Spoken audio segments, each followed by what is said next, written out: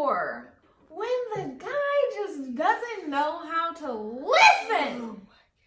Hey guys, what's up? I'm Morgan. I'm Maria. And this is the Paul and Morgan Show.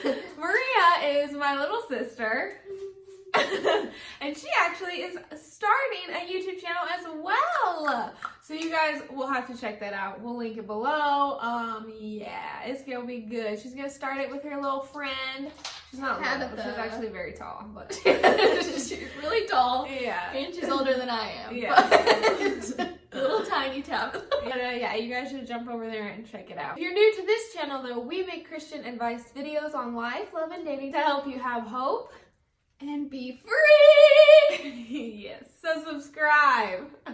All right, let's get to it, guys. This video, 8 things Christian women find unattractive in men. Oh boy. Oh boy. Let's make this very clear. These are our own opinions. We are not speaking for all Christian women in the whole wide universe. Yes, and this isn't just like, this is not all biblically based. This is just funny stuff that we think is annoying. Maria, number 1 thing.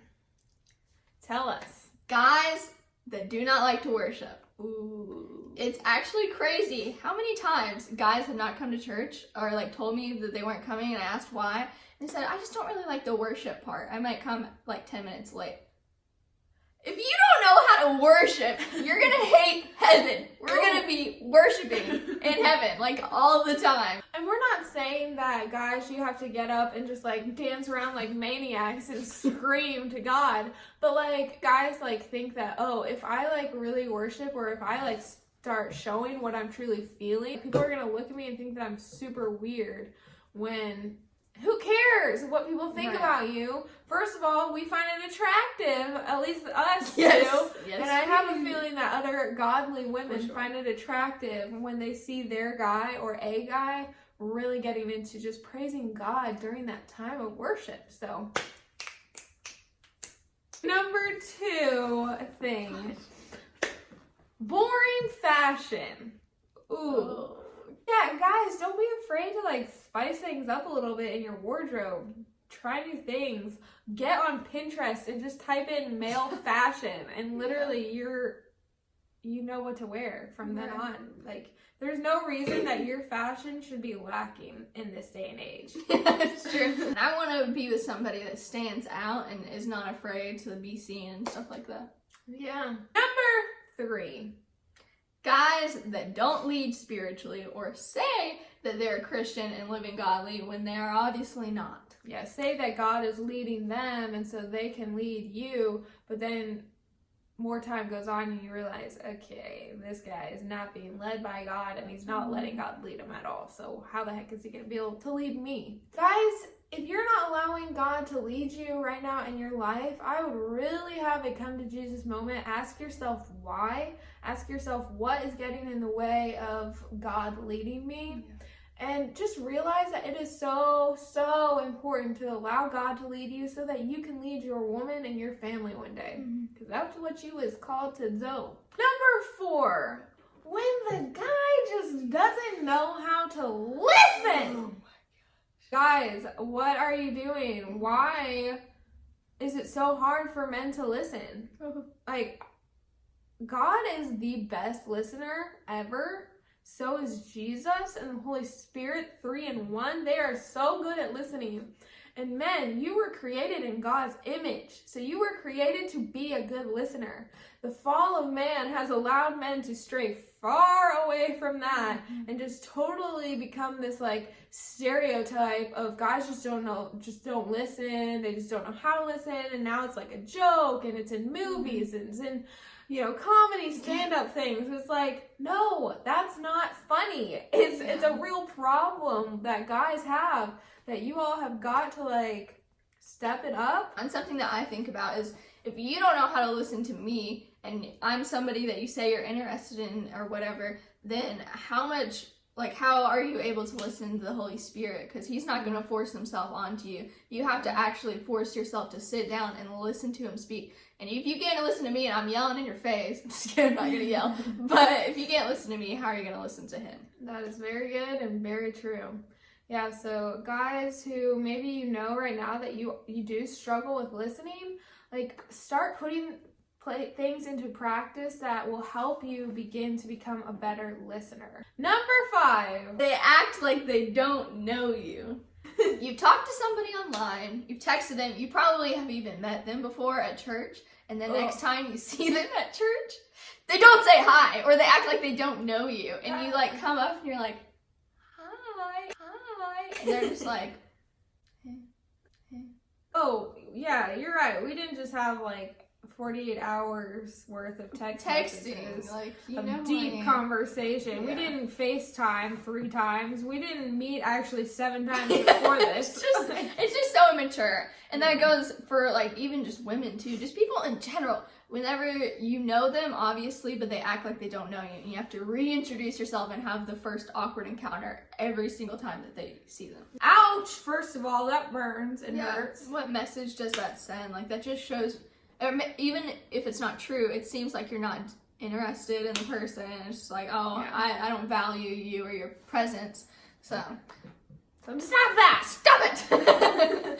All right, number 6. When guys put up a front that they don't have emotions. Or yeah, like they have to make everything a joke, or when things start to get a little too serious. Oh, how about that? Ice cream! Like you switch the subject or you crack a joke. It's like, stop! First of all, you're allowed to be emotional. Just because you're a dude, again, stereotype that guys aren't allowed to be emotional or like cry and stuff. Not true. I mean, I will say that I don't think it's super attractive if guys are just like constantly bawling their eyes out, like pull it together, be a man. But you are allowed to cry. You are allowed to get deep. You are allowed to feel things. Paul is like the most emotional man I've ever met in my whole life. And then I met Michael. They're just in touch with their emotions. So guys, it's okay to be in touch with your emotions. Number 7, gossipy guys. You know, you're hanging out with a guy and he sees his ex and he's like, oh, there's blah blah, I know what she's doing after church. She's not really here for God. Blah. It's like, what? That is not attractive, first of all. And second of all, stop talking about your ex, because that's also unattractive. Like, it shows that you're harboring bitterness and you're holding something over somebody's head. It's just immature in general.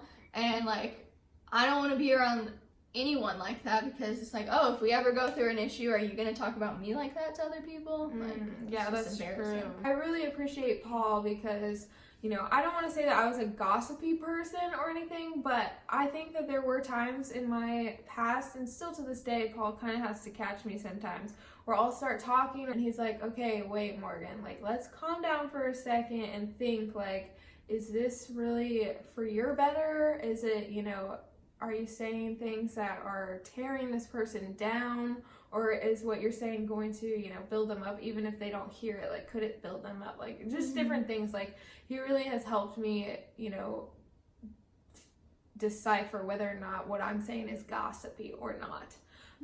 And so I appreciate that about Paul, because he is not a gossipy dude at all. Number 8. Guys that know more about their hobby than God. Girls too, but guys, I mean, it's just unattractive when us ladies meet a guy and it's like, say we meet them at church and we see them worship and they're like super awesome in their worship and stuff, and then we go out to lunch with them and all they're talking about is like basketball, and we're like, huh? And you like just hear them, just all they talk about is basketball, or all they talk about is whatever they want to talk about, cars. No offense, Kyle. Kyle's my brother. He talks about cars a lot. It drives us crazy. Yeah.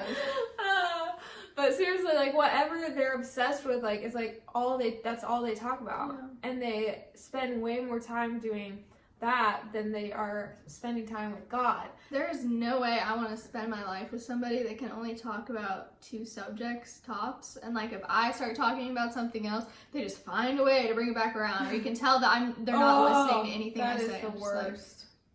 Like, Okay, That so I is just the have to sit worst. here and act like I'm interested in cars for the next 6 hours. Broaden your horizons, boys. Yeah, get educated so you can talk about more than one thing. Yes. Alright, you guys, thank you so much for watching. I hope you liked this video with me and my sissy. Give this video a thumbs up if you like this video. If you want to see more videos like this where I bring on my ladies to chat about things. And comment below and let us know what is one thing you find unattractive in a guy and you just like are praying that will change. And just so you know, like, all this stuff can apply to women too. Oh, yeah. But for the sake of making a video, we're making it about guys. Yes. Also, shout out to our merch. If you guys have not gotten our merch yet or even looked at it, go to paulandmorganshow.com and check out that merch. We'll link it below in the description. Tag us so that we can reshare it on our Instagrams and community page on YouTube because we love seeing you all in that. So, yes. Love you guys. Hope you have a great rest of your day. Have hope. And be free. Peace. So, today, this will be...